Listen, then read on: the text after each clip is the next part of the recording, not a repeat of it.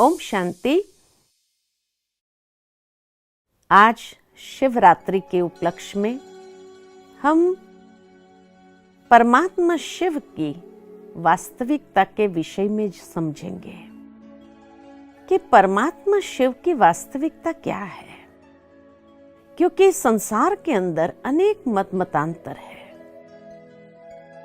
कोई तो कह देते हैं कि वो नाम रूप से न्यारा है, कोई कह देते शिवोहम, हम ही शिव है, और कोई कह देते हैं वो सर्वव्यापी है।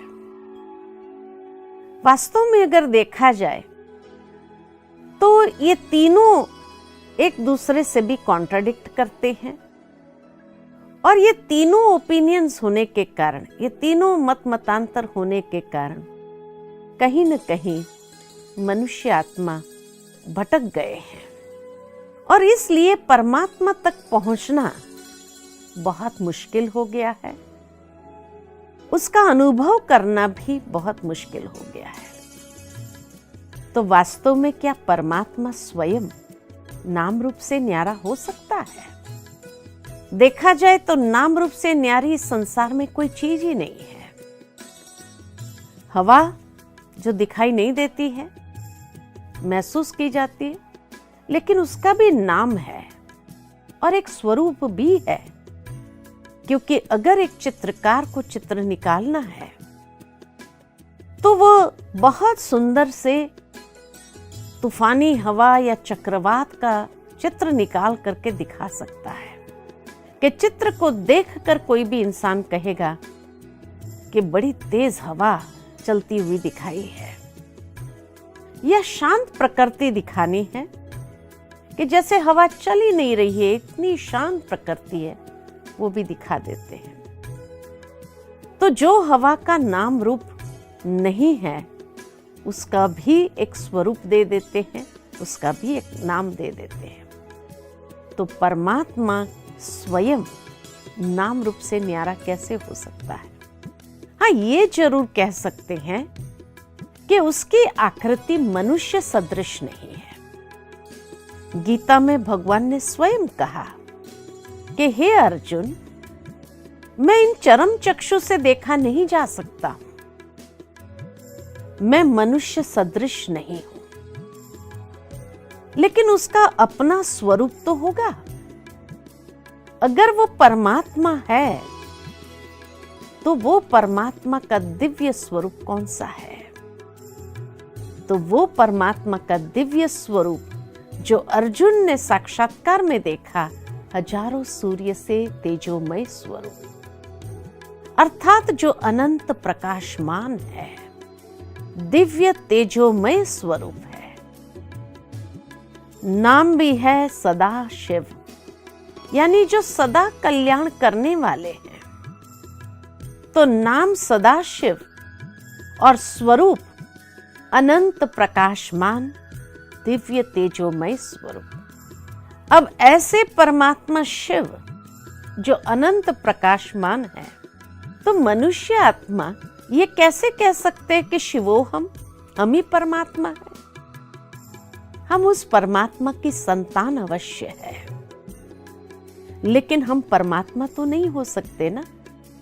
जिस तरह एक पिता और एक पुत्र, पुत्र पिता का अंश जरूर कहा जाएगा, लेकिन उसका मतलब ये तो नहीं कि पुत्र ही पिता बन जाए। वो दूसरे का पिता जरूर हो सकता है, लेकिन स्वयं का पिता तो नहीं बन सकता है। ठीक इसी तरह परमात्मा अगर हम सर्व का परम पिता है, परमात्मा है, तो हम उस पिता की संतान जरूर है। इसीलिए मनुष्य ने गाया त्वमेव माताश्च पिता त्वमेव, या ये कहते तुम मात पिता हम बालक थे।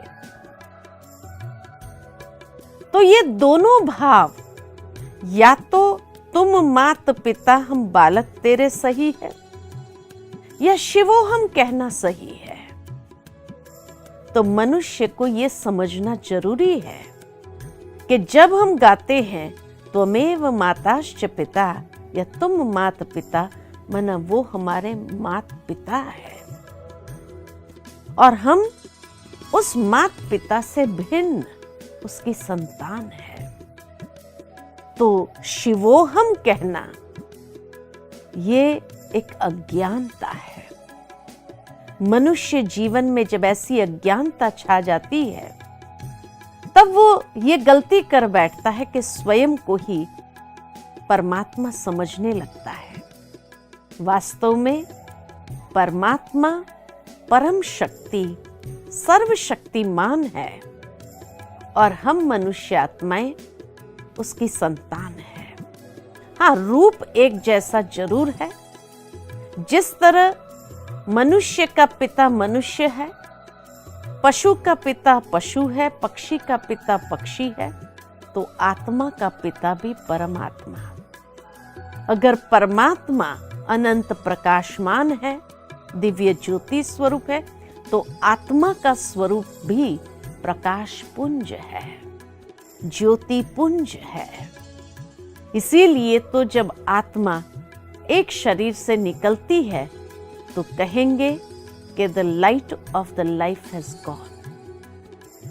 जो इस जीवन का प्रकाश था वो चला गया। तो आत्मा का स्वरूप भी प्रकाशमान है, लेकिन परमात्मा परम प्रकाश है, अर्थात वो अपने गुणों में शक्तियों में सर्वश्रेष्ठ है। और इसीलिए आत्मा को शिवोहम कह देना ये महान अज्ञानता है। साथ ही साथ कोई समझते हैं कि वो सर्वव्यापी है, कण कण में व्यापक है, कहां नहीं है, जहां देखूं वहां तू ही तू है। अब ये कितना सत्य है? तो देखा जाता है कि क्या सचमुच भगवान कण कण में व्यापक हो तो कूड़ा कचरा गंद गटर सब में ईश्वर हो सकता है? नहीं। जो ऊंचे ते ऊंची हस्ती है उसका स्थान भी इतना ही ऊंचा होता है। आज जिस प्रकार कोई राजा एक सर्वश्रेष्ठ सत्ता है समाज के अंदर, तो उसका स्थान भी वैसा ही होगा। ठीक इसी तरह परमात्मा अगर सर्वश्रेष्ठ शक्ति है तो वो कण कण में कैसे हो सकता है? तब मनुष्य क्या कहते कि नहीं, फिर हर एक इंसान के अंदर वो मौजूद है, हर एक प्राणी में है, कण कण में नहीं। हर एक प्राणी के अंदर भी अगर परमात्मा विराजमान हो तो आज मनुष्य आत्मा इतना लड़ाई झगड़ा कर रहा है, इतना बुरी वृत्तियों का शिकार हो रहा है, तो क्या परमात्मा जो उसके बाजू में बैठा है वो उसको कंट्रोल नहीं कर सकता है?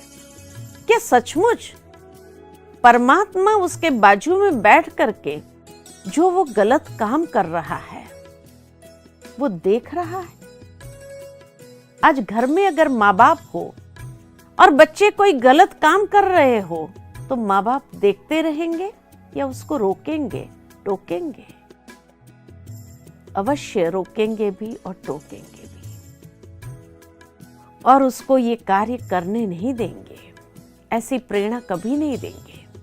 ठीक इसी तरह परमात्मा अगर हमारे माता पिता है और अगर वो सर्वव्यापी हमारे बाजू में बैठा है और मनुष्य इतने बुरे काम किए जा रहा है एक के बाद एक, और परमात्मा उसको रोके ही नहीं, तो क्या वो इतना असमर्थ है, शक्तिहीन है, जो कुछ कह नहीं सकता या आत्मा को रोक नहीं सकता है? सर्वशक्तिमान है तो नेचुरल है कि अगर बाजू में बैठा होगा तो रोकेगा ना, लेकिन नहीं है तभी तो मनुष्य इतना गलत काम कर रहा है। जिस तरह बच्चा अगर बाहर निकल जाए और माता पिता को मालूम ही नहीं कि वो क्या कर रहा है, ड्रग्स ले रहा है, बुरी संगत में है, बुरे काम कर रहा है, माँ बाप को पता ही नहीं चलता है, और जब पता चलता है तो कितना शॉकिंग होता है। ठीक इसी तरह परमात्मा हमारे बाजू में बैठा हो और हमको रोके नहीं, ऐसा तो हो नहीं सकता है। लेकिन आज मनुष्य जरूर है माया की संगत में आ गया है, बुराई के प्रभाव में आ गया है। तमो प्रधानता या तामसिकता के प्रभाव में आने के कारण ही वो बुरे कर्म करने लगा है। इसीलिए परमात्मा उसको कैसे रोकेंगे।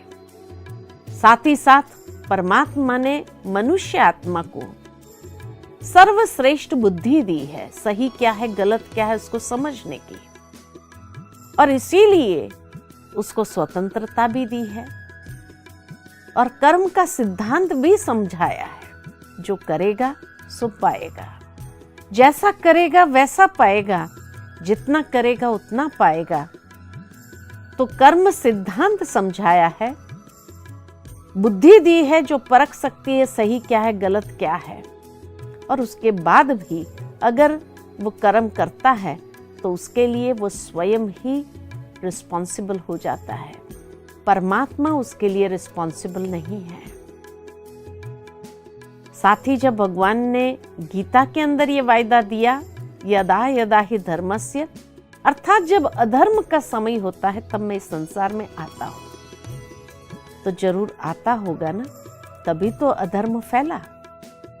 अगर वो यही हो तो इतना अधर्म कैसे? अगर वो यही हो तो उसके होते इतना अधर्म हो ही नहीं सकता है। परमात्मा नहीं है तभी इतना अधर्म फैला, और तब वो अधर्म के समय पर आकर अधर्म का नाश और सत धर्म की पुनः स्थापना करते हैं। साथ ही साथ जब भी कोई मनुष्य किसी को कोई बात पूछते हैं और उसको मालूम नहीं होती है तो क्या कहते हैं, ऊपर वाला जाने, छोड़ो ना, ऊपर वाला जाने। गलती से भी कभी ये नहीं कहा नीचे वाला जाने, ये नीचे जो सब में विराजमान है वो जाने, ऊपर वाला जाने। तो ऊपर कहाँ रहते हैं? श्रीमद् भगवद गीता में भगवान ने बहुत सुंदर तरीके से अपना परिचय देते हुए कहा कि मेरा धाम परम धाम है, जहां सूर्य चंद्र तारों की रोशनी पहुंच नहीं सकती है, लेकिन जो स्वयं प्रकाशित है, तो वो परम धाम के निवासी है। और जब घोर अधर्म का समय होता है तब परमात्मा इस संसार में अवतरित होते हैं। साथ ही साथ जब ये भावना अगर समाज के अंदर आई है तो उसके पीछे भी कोई भाव जरूर होगा। सर्वव्यापकता अर्थात ये एक भावनात्मक सत्य है। जैसे कोई अति प्रिय व्यक्ति होता है तो प्रियतमा अपने प्रिय से यही कहेगी, आप तो हमारे दिल में रहते हैं।